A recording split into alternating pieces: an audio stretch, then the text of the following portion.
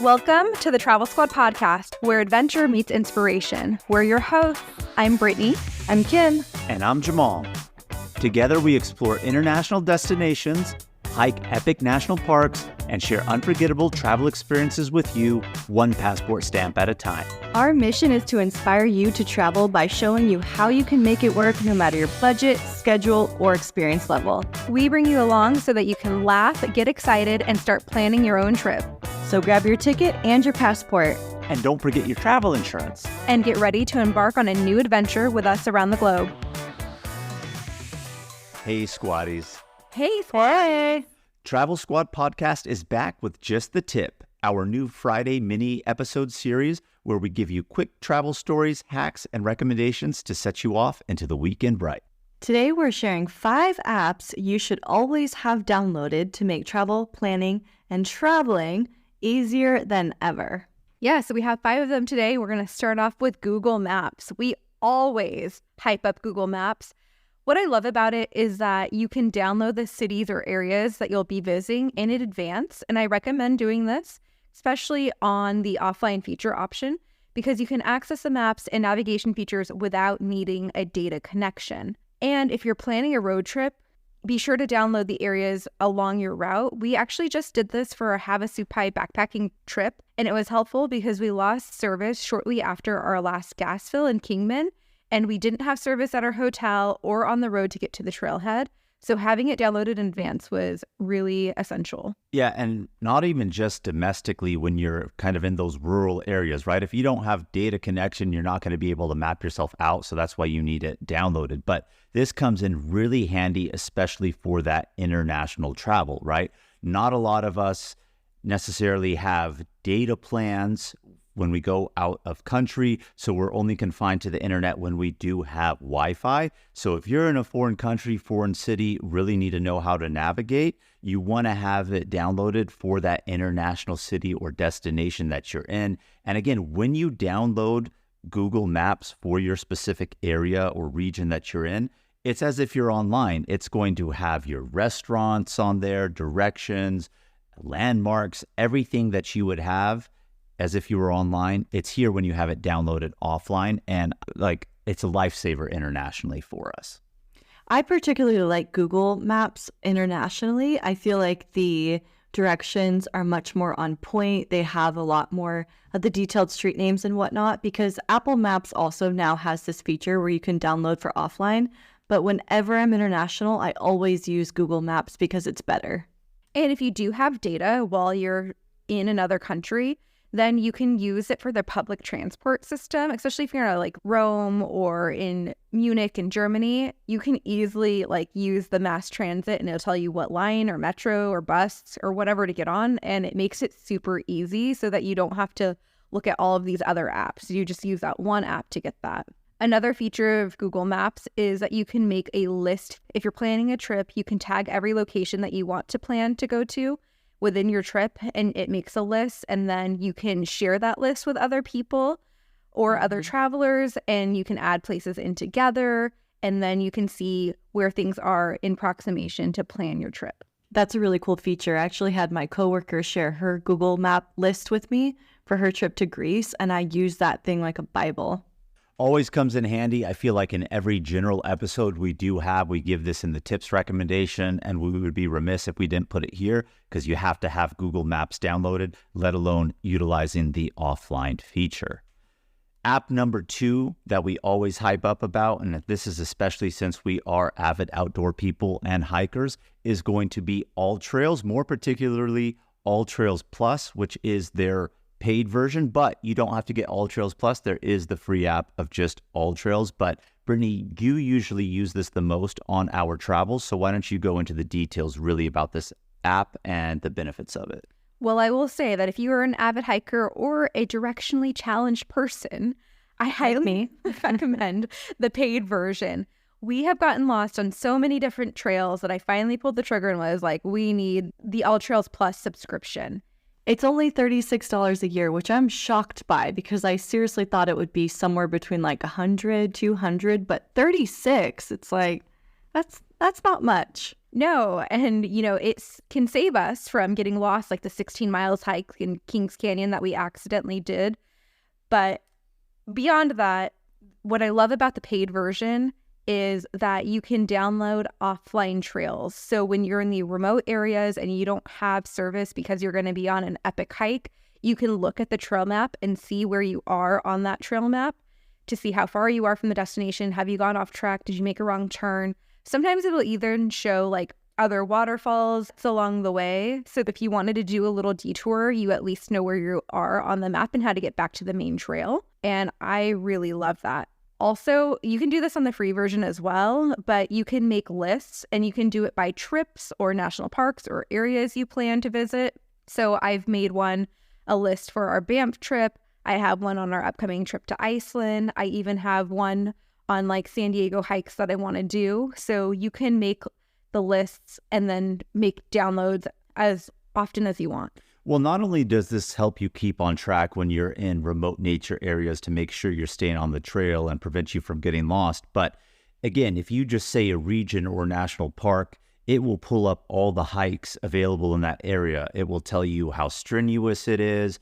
It will tell you the mileage, elevation gain, etc. Then you can also see a lot of the reviews that users of the app say about the hike. So there's been several times too where we're like, okay, we're going to this region. We've seen online, and again, not on the app, but just like blog posts or influencers say like, oh, you got to do this hike when you're in this region. And then we look at it on all trails, and then you see everybody who's like, no, that's not as good as people say it is. This one's actually better. This is why. So you really get the user reviews also of those trails, which I really think is a great feature because we've switched up what we're going to do because of that many a times. Mm-hmm. And seeing actual people's photos of what it looks like, especially if they've gone recently. Ryan Reynolds here from Mint Mobile. With the price of just about everything going up during inflation, we thought we'd bring our prices down. So to help us, we brought in a reverse auctioneer, which is apparently a thing. Mint Mobile Unlimited Premium Wireless. How to get 30, 30, bit to get 30, bit to get 20, 20, 20, bit to get 20, 20, bit to get 15, 15, 15, 15, just $15 a month? Sold! Give it a try at mintmobile.com/switch. $45 up front for 3 months plus taxes and fees. Promo rate for new customers for limited time. Unlimited more than 40 gigabytes per month. Slows full terms at mintmobile.com. This episode is brought to you by Reese's Peanut Butter Cups. In breaking news, leading scientists worldwide are conducting experiments to determine if Reese's Peanut Butter Cups are the perfect combination of peanut butter and chocolate. However, it appears the study was inconclusive, as the scientists couldn't help but eat all the Reese's. Because when you want something sweet, you can't do better than Reese's. Find Reese's now at a store near you. App number 3 is for those that like road trips. It's called Road Trippers. And this app is perfect if you have a long drive ahead of you. Maybe you're going somewhere by car or doing what we do often and we fly somewhere, pick up a rental car, and then take the road trip from there. Basically what it is along your route, it will show you other cool attractions, bars, restaurants, gas stations, sites, things like that you otherwise would really not know are there. Those like kitschy things that sometimes you only find out when you drive past it. This app can help you include it into your road trip adventure. Yeah, and they have 4 different levels of membership ranging from free, which is pretty like bare minimum, but they also have a basic plan, a pro plan, and a premium plan. But I would only recommend the premium plan for anyone who is doing like more of an RV traveler situation because it includes some of those like RV campgrounds that you can get to and things like that. But it's really unique. We've actually been recommended to use this app by a squatty of ours. That's how we originally heard about it. So shout out to Ryan. And I was just looking at our trip to the Dakotas coming up, and it just lists everything. Like under the Get Outside, it has like all of the parks, gardens, lakes, lists the national parks, state parks, monuments. And as an outdoor lover and just like not knowing that all of those things are around, you can be like, oh, if you have some downtime, you can go make an extra stop or see something along your way and not have to make another trip to go back to see that because you missed it the first time. Speaking of the trip to the Dakotas that we have coming up, I'm actually really excited that we came across this and it was recommended to us by a squatty because Of course, we do not count driving through a state if we don't stop and do something going to a state. So the best airport for us to fly into is Denver, but we have to drive through the state of Nebraska, which we've never been before, to get to the Dakotas. We're not going to count that drive through as having been there because we did nothing. Yet, at the same time, when we say we're going to the Dakotas, it's going to put something for us along the way in Nebraska so we can count it. And they gave us several good options of things along the way. So now I can feel rest assured, like, yes, I've really been to Nebraska and done something. And it gave you those off the beaten path, but cool, unique things that you're not really going to find anywhere else. And I love it. I'm very curious to know what cool things in Nebraska it suggested. Carhenge. Have you heard of that? Oh, actually, I have heard of it. Like Stonehenge, That's but with cars. Random. Well, I don't remember the names of what it is specifically, but of course there are some nice nature stops and like state parks and things like that along the way that we wouldn't know of otherwise. But those specific names don't know. But yeah, Carhenge. Who doesn't want to see Stonehenge, but made out of cars in Nebraska, right? You're definitely going to see it? Like a 75% chance it's making the list. You have to. You have to report back for the squatties. Number 4 on our list of travel apps is Google Translate. What I love about Google Translate is you can actually download a language in advance, and just like you can with Google Maps, and then when you don't have data or when you're traveling, you can still use the Translate app and communicate with people abroad. This is absolutely essential when traveling internationally. I can't tell you how many times we've used this where it's come in really handy. More importantly, when we were in Japan, I felt like we were able to communicate and make our way traveling around in Japan relatively easily. But a lot of times when you're in a restaurant setting, this is where you really need Google Translate to kind of tell your waiter something. Or if the menu in a really hole-in-the-wall type place, even in a big city like Kyoto or Osaka, is not in English, it's going to be in Japanese. They have really cool features now, not only where you can actually type in English what you want to say, and then, of course, it will translate it to the language of the area in which you're in, but you can now take photos now of a sign, a menu, and in real time, it's going to translate that out to you so that you can see exactly what this is. So if you're traveling internationally and you're not fluent in the language, you need it. I, just by default, living in California and being in the US, I have Spanish always downloaded as a language here. But even though I know enough Spanish to get by when I'm in Mexico, of course, I'm not fluent. And even if you know enough, it still comes in really handy for those languages that you know enough, but not a lot. So I can't stress enough how important Google Translate is to have. We used it a lot on our Germany trip when we were in the Bavarian Alps in Berchtesgaden. Oh, I bet, in Germany. Yeah, well, you know what? You're in a big city. Most people know English. We went to Berchtesgaden, again, really popular tourist area, but more rural. So even though lots of tourists come there, not very many people in the town or city who live there speak English fluently. So absolutely, you need it, even in countries that you think they will know English.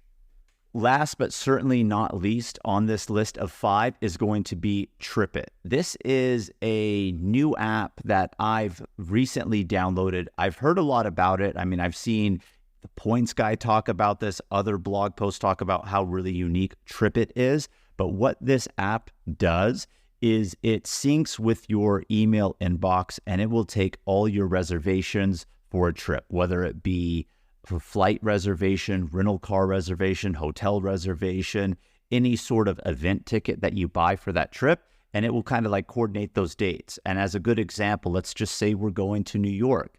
It will see like, okay, you have flights to New York, this is your hotel, and within the app, it categorizes your trip, so it puts everything in one location for you. You just go New York trip, and then it will show you your flight number, your flight time, confirmation number, your hotel, check-in, the confirmation number for your hotel. And this saves you from having to either one, print all that information out or go back and forth from like email to email within your inbox. So it really categorizes everything for you to make it really simple.